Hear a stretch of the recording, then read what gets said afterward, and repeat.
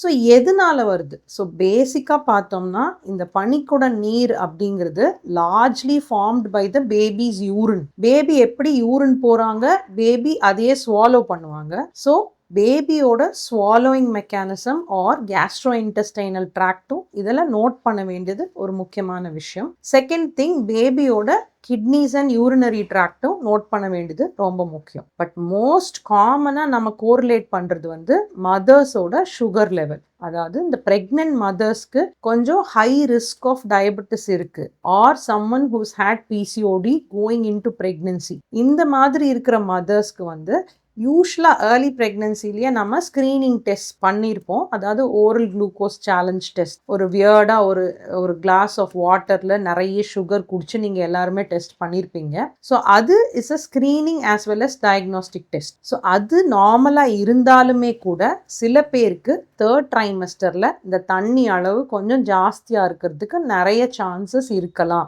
This will depend on more of your diet pattern. நிறைய sugars, நிறைய carbohydrates, lack of physical activity, sedentary desk job அந்த மாதிரி இருந்துச்சுன்னா இது can affect your water levels.